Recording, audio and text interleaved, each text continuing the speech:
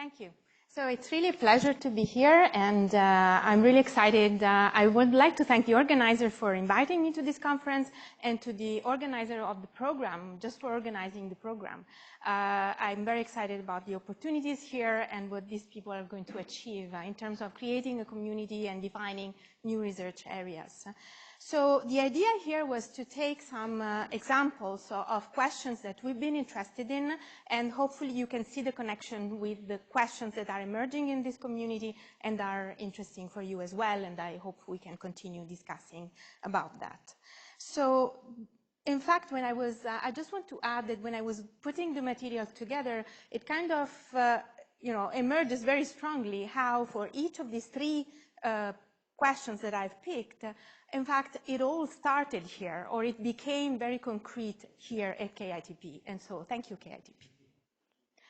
Okay, so this is a slide to summarize the questions that we have already seen, and in fact, Shravan talked about that already. And so what has been very interesting and fascinating for us is the fact that then you look at the soil and you see all the problems that you're interested in. You see that things are sticky and they form very interesting structure which transmit stresses in very interesting ways, and then they flow and reorganize under flow in ways that are very complex, that of course are underpinned by the way the stresses are transmitted. And so that's all a mixture of all the questions that we're interested in addressing. So I want to start from the first one, which is the problem that you have small particles and they are basically attractive with each other, and they start to aggregate and self-organize into these very complex structures. And this is the problems that we have studied thinking about things like colloidal gels and particulate gels. And so you can do simulations. We mainly do simulations in my group. And these are snapshots from simulation where you're using basically same model for the contacts between the particle just stick together, so there are just sticky interactions, basically. And then you have simulation in which you are able to mimic the way this complex structure form. And you can start to see some of the questions that came up already yesterday and the day before yesterday. You just change a little bit the volume fraction of the particles, right? And the structure changes a little bit, but then the rheology changes by orders of magnitude. And these are rheology measured in the simulation, in the same simulation where we form this type of structure. Or you can change, in fact, keep the volume fraction constant and try to change in the simulation the history of how the structure formed. For example, here we have this parameter, which is the sort of gelation rate, how long you give the system you let the system form this type of structure. And so again, the structure changes a little bit, but then the rheology changes by order of magnitude. So you can then, if you have built your simulation tools that work properly, then you can start to make a lot of gels, and you can change volume fraction over relatively some range of values.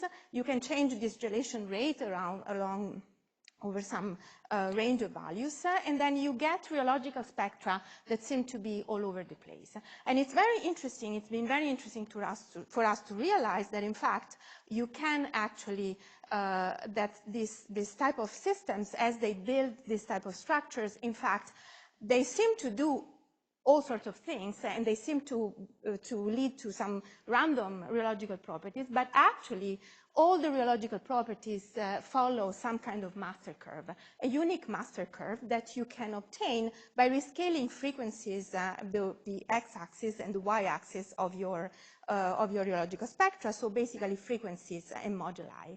And this is interesting because it tells you that while these gels seem to just lead to sort of random way of type of structures and random material properties, in fact, they seem to know that they are going to do something similar, and it's interesting to realize that this kind of rheological fingerprint, I would say, of this whole class of system, it's associated to then a network of mechanical elements. So if you try to say, okay, this type of rheological spectrum corresponds to sort of spring and dashpot that are combined in some way, you realize that the way to get this type of shape, you need to start to combine a lot of these rheological elements, like thousands of them, but actually you have to combine them in a very specific way, in a hierarchical way. So like a spring and dashpot that is inside a spring and dashpot that is inside a spring and dashpot, and so on and so forth. And so this in fact, happens, so you have this type of ladder-like rheology, and so there is some self-similarity that you can recover by looking at how these different rheological spectra actually follow the same type of behavior, even if in this case, at least in this model, we can control well what happens in the aggregation, and the elements that aggregates are not necessarily fractal elements. So there is not really an obvious fractal type of structure that you are starting to, that you are building, but rheology has this signature of self-similarities. And in fact, you can take your shift factors, the ones that you are used to produce the master curve, connect them to the microscopic dynamics of the particles and the microscopic properties of the system, and you can see that, in fact, the master curve occurs because, in fact, these systems, they are kind of measuring how far they are from the rigidity threshold. So there is a rigidity transition that all of these systems are going through, which happens at different times because they have different, at different points, because they have different amount of particles, or they have particles that gel with different kinetics, but in fact, there is a unique type of rigidity transition, which is a rigidity percolation transition that describes this process. And that's why the rheological spectrum then, in fact, belongs to this unique master curve. And we can make sense of this phenomenon. We can understand this type of the critical exponent. So this is actually, we think, probably a rigidity percolation transition, which is a kind of a universal type of behavior. And so by doing this scaling, we can identify these two quantities, which are this length scale psi, or this distance from the rigidity threshold that we can, for which we can, use the model to identify what it is.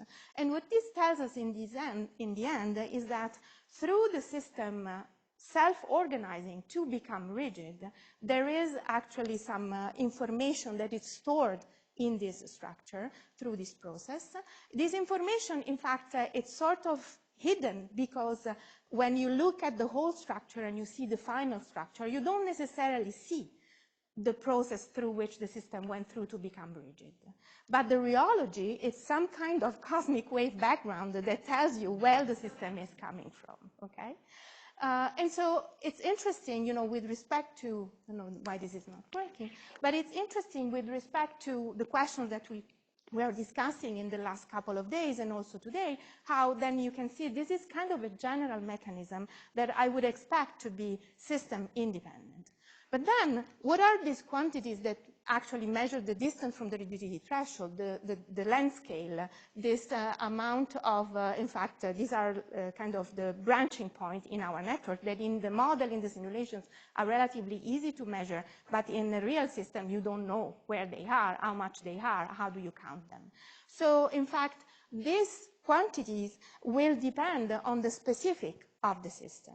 And so what this does is that if I am actually measuring in a system where I can only control the total amount of particles, that's the quantity that I can control, then I will have that these properties, in fact, depend on that amount of particles in ways that are system specific.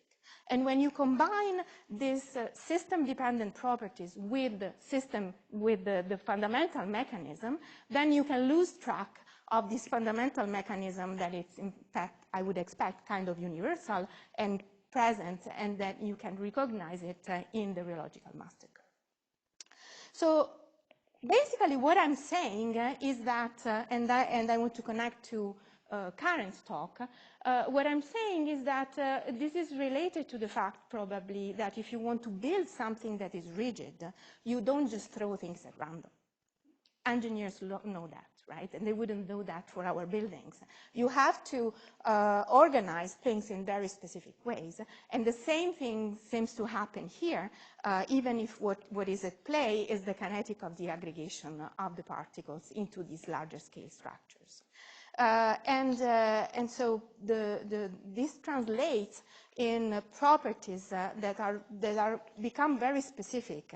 So the fact that the structure has to be organized in a very specific way to give you something rigid and something that can transmit stresses efficiently means that the stresses are not randomly distributed, but you can have stress fluctuations, and we've talked about stress fluctuation a lot in the last couple of days, but these stress fluctuations end up being spatially correlated in very specific ways. And this is an example of a pattern of, this is in Fourier space, of the spatial correlation of the stress fluctuation that corresponds to the force chains that Karen was discussing in the morning.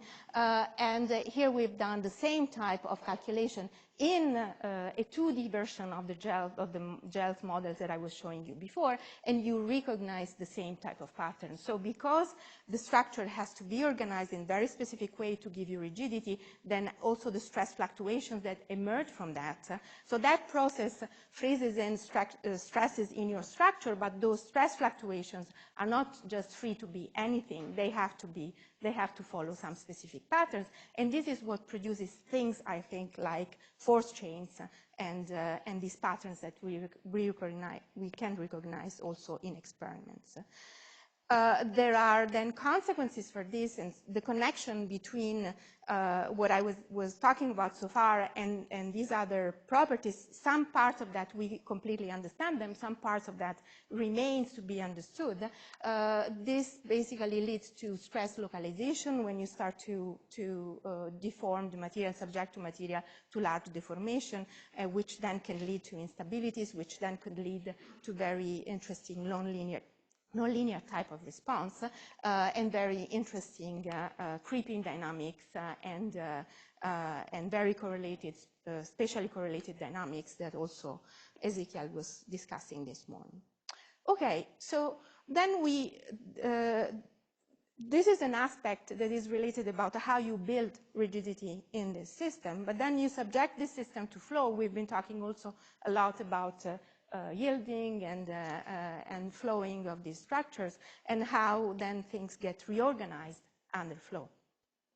And so there is actually, with respect to the discussion on ductile to brittle transition, I would like to point out this very interesting perspective article there, where a lot of people contributed after a workshop in Leiden a couple of years ago, and it's worth looking into that to get an overview of some of these questions. But let me go now to these experiments in which, so I was saying it's once that you think about the ways these structures evolve and how there is actually some self-organization that it's needed to lead to develop rigidity, then it is about the way the stress is transmitted through this microstructure, and then the way the system flows, the way the structure reorganizes under flow will depend on this capacity to transmit stresses in various ways and to relax stresses. So let's look at these experiments, and these are experiments from Veronique and Marco, in fact, that were already mentioned several times here, where basically, and they have this basically just model system for a very jammed soft solid, where you have a very high density of soft particles that are jammed together. So at rest, this is a solid, you force it to flow, and it's a yield stress fluid. So eventually it follows the flow curve, it's like inertial Berkeley, and you shear it and you reach steady state, okay? And you reach steady state at various rates. You're constructing your flow curve. And after you've reached steady state, you now stop the flow, hold the strain, and you watch how the stresses relax. And this type of experiment is extremely insightful, I think, to understand how this type of system actually accommodates the flow, and then are able to, which way they are able to relax stresses. So when you do that, you find that, in fact, the relaxation of the stresses depends on the rate at which you are flowing. And you don't relax to a zero stress, you relax to some finite value of the stress.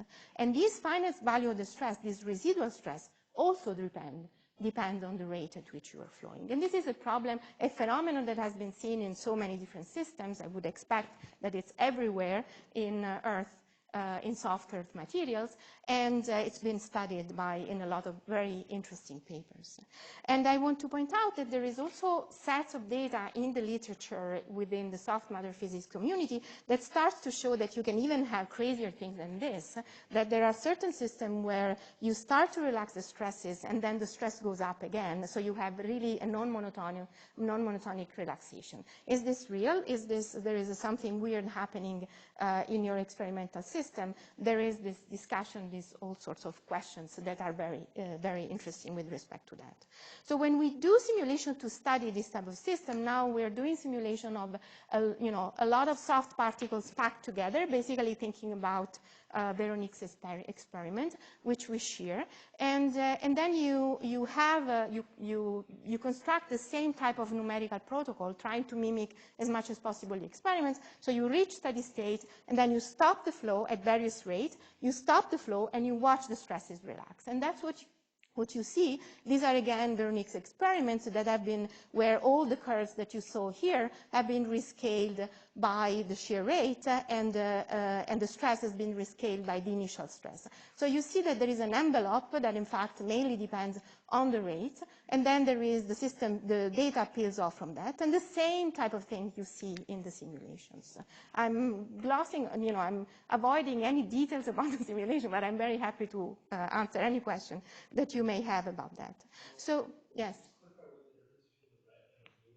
So, you're right. So these are experiments in which they could, in fact, vary the temperature and just vary the viscosity of the solvent. So we did the same thing in the simulation, and then you see basically the same effect in the stress relaxation. And this was just trying to separate out what is just due to purely viscous effect and what comes from the structure. Okay, so what we did in the simulation is to ask the question, when the stresses are relaxing, what's happening to the particles and how the particles rearrange? Because the particles must be rearranging to lead to this stress relaxation to a certain extent. Of course, the system is very packed. There is very small displacement.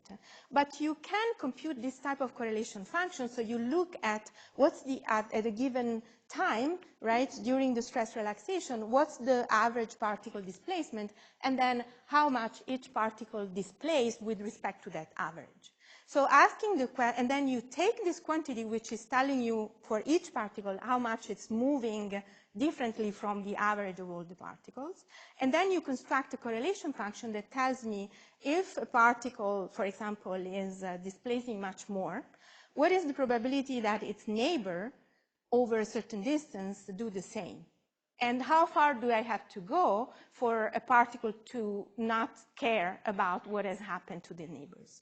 And so that's what this correlation function tells you. And you can see that, in fact, there are domains of spatially correlated motion. And these domains vary in size when you varying the rate as a function of the rate at which the system was flowing before I stopped the flow. This is a spatial correlation that I can measure during the stress relaxation, after I stop the flow. So there are correlated domains, and the size of these domains, in fact, depends on the rate at which the system was flowing. So where is this coming from? So the instinctive thing is, let me go back in the flow and see what was happening there. So I can now go back to when the system was flowing, look just at the non-affine part of the motion, and compute the same type of correlation function now from the non-affine displacement. And when I do that, that's what I get. So the system basically is just doing what it was doing during the flow. And you start to realize that, in fact, because flowing for the system is complex, they have to do this elastoplastic flow that Ezequiel was talking about earlier. So you have to basically flow through this series of plastic avalanches. And that's how you have to, and this is something that you can only do if you do something concerted with the other particles. And that's how you learn what is the rate at which you're flowing. Because how long range have to be your correlation depends on what is the rate at which you're flowing. So there is a process of memory in the flow of these materials, which then produces this effect that the stress relaxation when I stop the flow depends on the rate at which I was flowing. Okay?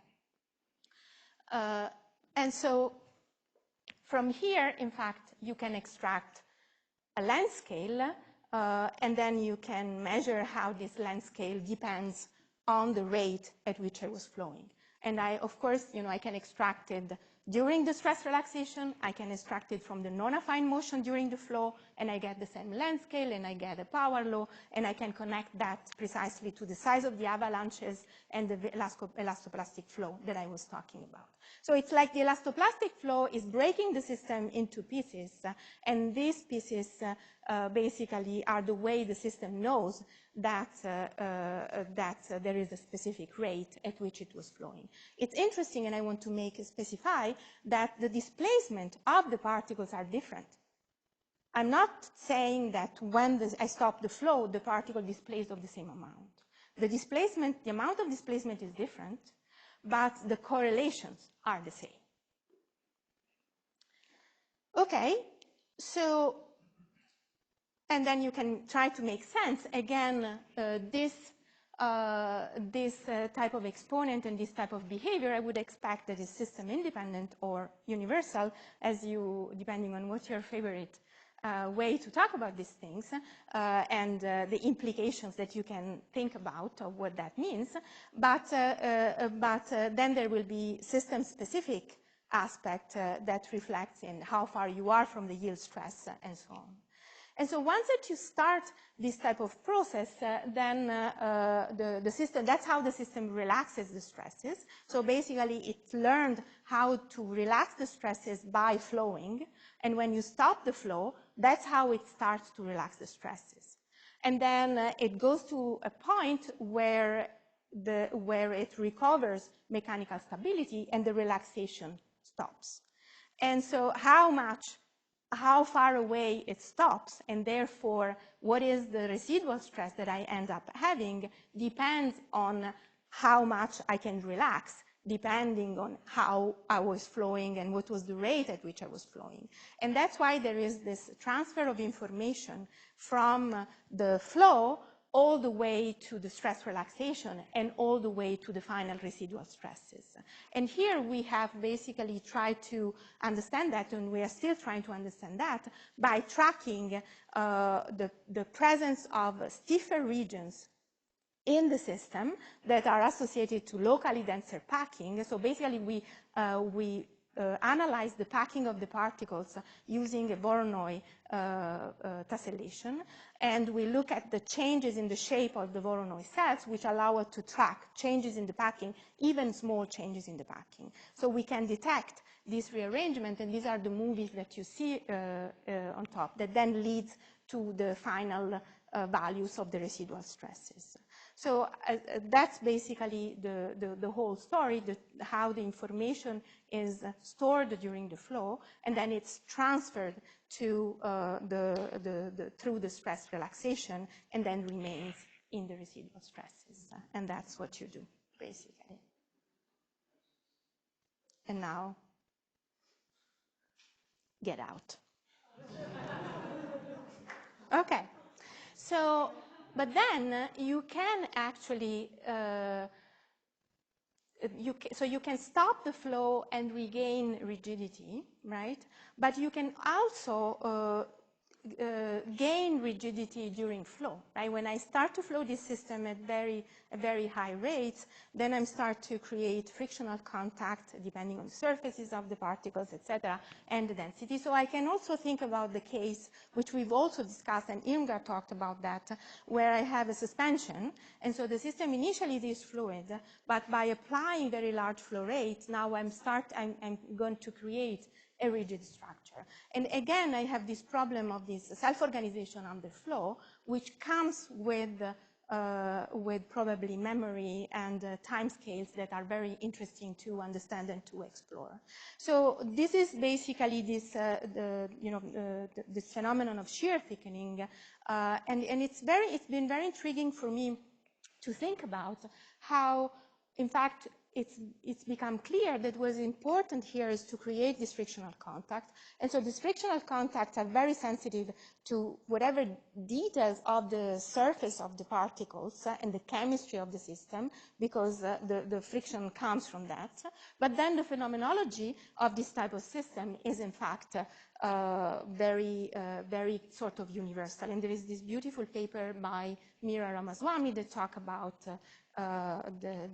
how you can think about universality of this type of phenomena.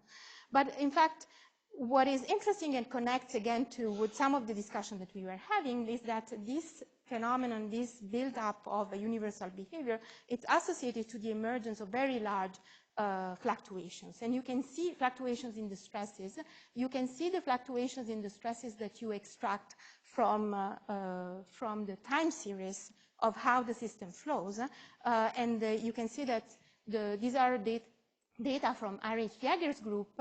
And so if you construct the histograms of these fluctuations from the time series, you can see that they are Gaussian when you are below before shear thickening, and they are Gaussian eventually when you have completely shear jammed, but in between you get this very large non-Gaussian signature of these fluctuations. And these are the experiments of my colleagues at Georgetown, Dan Blair and Jeff Urbach, that have shown that you have actually that this type of very extreme large fluctuations in the stresses are associated to spatial fluctuations as well, so signature of regions where the stresses are significantly higher. So now we've done simulation to understand this type of behavior, and so you see these are time series in the simulations where you can see that you start to develop during shear thickening this giant fluctuation as you do in the experiment, and this is our attempt to mimic Heinrich's data. So now these are slightly different simulations where you have particles that have lubrication forces because they are completely moving in the solvent, and then until they are pushed into each other and you have frictional contact. And this is this model that has been pioneered by the group of Jeff Morris. So you can, in the simulations, but you need very large system or significantly large system to be able to study these spatial heterogeneities of the stress fluctuations. And so you can see that these very large stresses, in fact, are clustered together and are combined in very interesting spanning structure. So we've pursued this idea now that again, you see this percolating network, and you see this the structure that is carrying large stresses, that is kind of organized in a very interesting way. But you don't know exactly, when you look just at the position of the particle and the contacts of the particle, you don't know exactly which part of that contact network is actually responsible for those large stresses. And so we've made this hypothesis that, in fact, you have cluster particles that form different number of contacts, and depending on how many contacts you have, you are likely to be locally rigid and to become more and more persistent because you can sustain more and more stresses. And so if you look at particles with different amount of contacts, and you look at clusters that these particles make, and then you ask, okay, which are the clusters that percolate when I have this giant stress fluctuation? I need to stop talking. And you realize that, in fact, not all the neighbors play the same role. And there is only one type of cluster that, in fact, percolate when you get the giant stress spike, and is the clusters of particles that have at least 4 neighbors. And the reason for that is because at least 4 neighbors is what you need with frictional interactions to basically become locally rigid. So you need, what in fact controls this type of phenomenon is the fact that you need to form structures that are locally rigid, which then percolate. And this is what can give you the spike. Okay. Again, I have some consideration about system independent and system non-dependent. So I have a series of outstanding questions that I hope I've somehow being able to communicate during the talk. And so maybe we can go back to this during the questions. And I just want to take the time to thank the people that have contributed to this work. In fact, they have done the work. And these are people in my group in the past that have gone to do better things, and people that are still in my group and working on this type of questions, and the colleagues that I've discussed with over the years that have been so influential in what we have done. Thank you.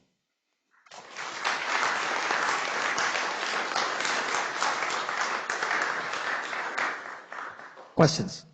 Yeah, unbelievable work. Italian from University of Sydney. I don't know if you remember in the first day I presented the hydrodynamic theory that it was designed for much denser day.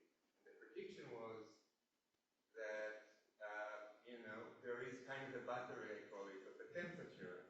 Even if stress is the same, when you stop it, relax fully consistent with you there. Mm-hmm. I was wondering on two things here, is whether, because you talked about the memory, did you actually, what I was missing is to see for the different strain rates in the loading things, the actual memory value in terms of that C correlation or something, because it was always starting very close, but that's the memory that before the... So that's the correlation function is defined in a way that it's also always start from 1. It's always right. 1. It's, yes. So what is the memory then that is given in those different terms? It's the rate. So basically, depends. So yeah. in my case, it was registered in the temperature. But right. now what we saw is that from sand, at least, I looked at the sand, I can show you that the authors concluded somewhere in the 2000s, it will never stop. Right. And I'm just wondering why. He was waiting almost a month, if not more, and it kept on going down. And we've done the test as well. Now I have to say that sometimes I saw what you see, and sometimes it went down and never stopped. So there are some set of experiments also among the papers that I was mentioning where they see a final relaxation. In the simulation, we sort of see this plateau. Now, in the simulation, we use a computer, right? So in simulation, I got the same thing in DM, by the way. No, but let me say this, that basically the relaxation of the stress stops whenever the net force on each particle is 0, right? Once the force on each particle is 0. But what is 0 is what I tell the computer to be. So if I change the precision with for the 0, then I can still have some creeping motion. And we've been thinking about, playing tricks with that to understand if there is this longer, which I believe there is, longer time relaxation eventually that can occur. But there is we can talk more. There is a very interesting phenomenon that we see, and how you rebuild the rigidity in this system and how the system reorganizes so that leads to those residual stresses. Emanuela, that was a beautiful talk. Sujit Dada from Caltech. I just have a very small technical question about the last part you showed, in describing these stress fluctuations that they arise from the subset of these locally dense particles. Can that realization help predict what the magnitude of those stress fluctuations is? Because presumably in practice, that's the this is part of my questions here, right? The outstanding question. Thank you for that. So once that you use the simulations in this way to gain insight in what are the mechanisms, then what are the implications of this understanding for rheology? And for example, one interesting thing that we understand in that process is that we've seen that there is a real percolation transition, which tells you really something about the fact how these structures grow. I don't know if why it has to be percolation. The exponents are different from random percolation, probably it's rigidity percolation, and there is a discussion on the critical exponents. But the point is that it's a very specific way to grow, right? And we found that the viscosity, which is the average stress, in fact, grows like the average cluster. Whereas the stress fluctuations, they really grow like the second moment of the cluster size distribution. So it's like the susceptibility of the system. And so there is something there about how you predict, about trying to predict the stress magnitude.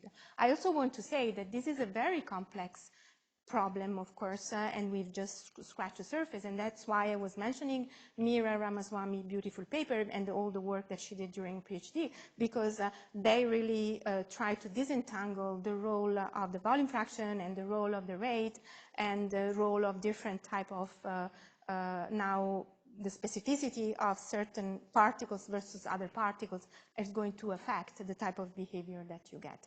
And here in the simulation, we've just started to scratch the surface of that. Thank you. Beautiful work. Any additional questions? Oh, there he goes. A little late. It's okay. Come on, come on.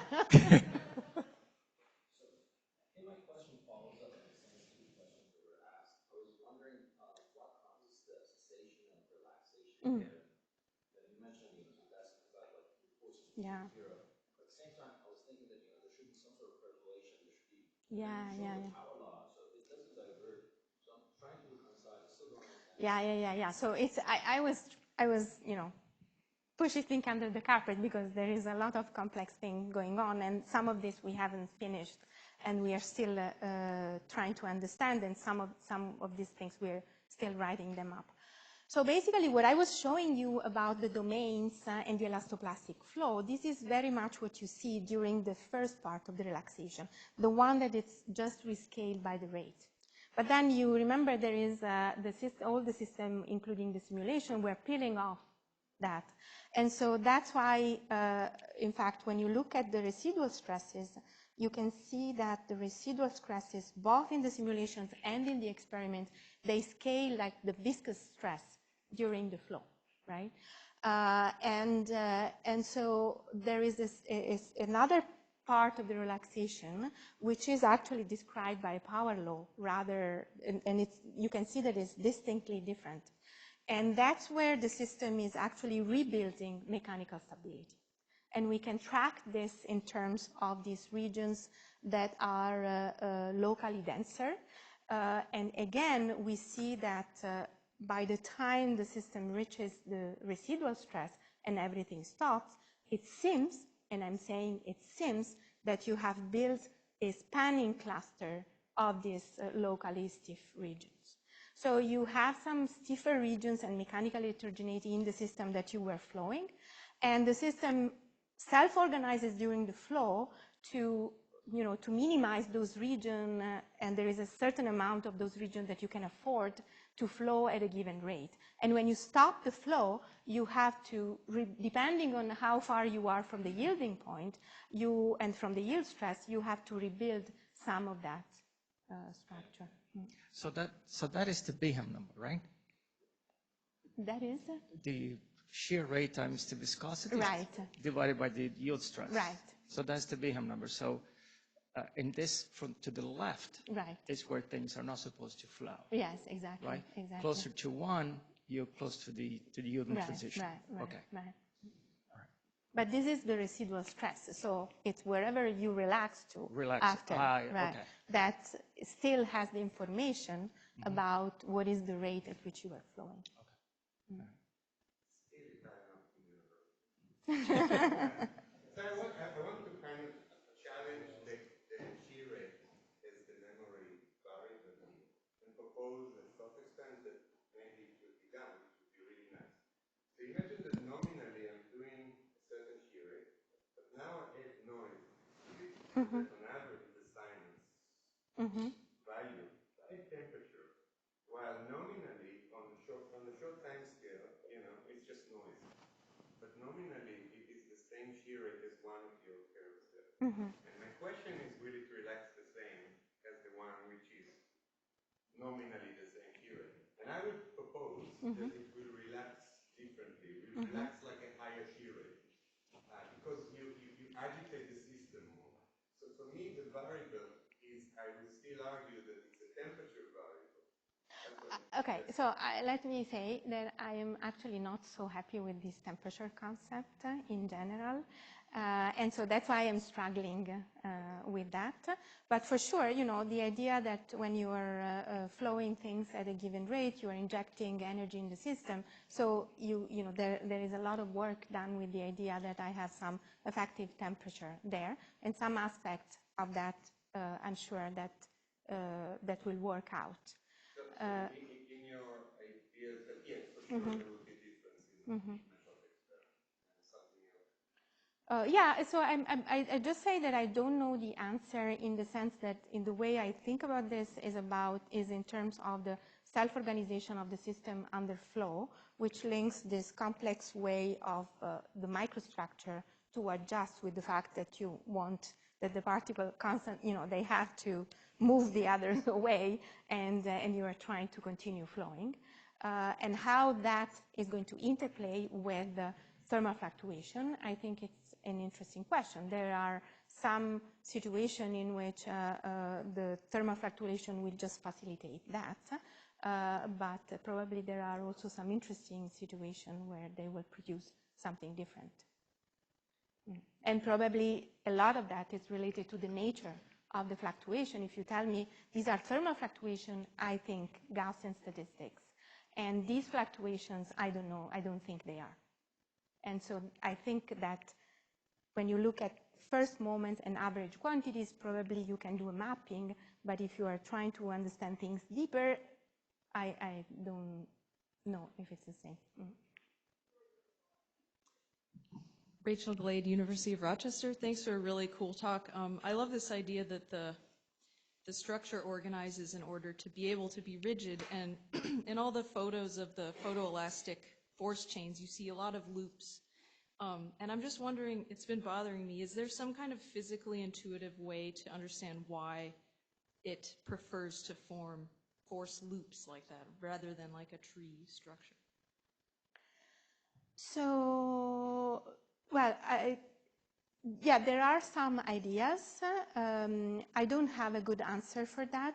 I also think that, yeah, we can talk about that more if you want.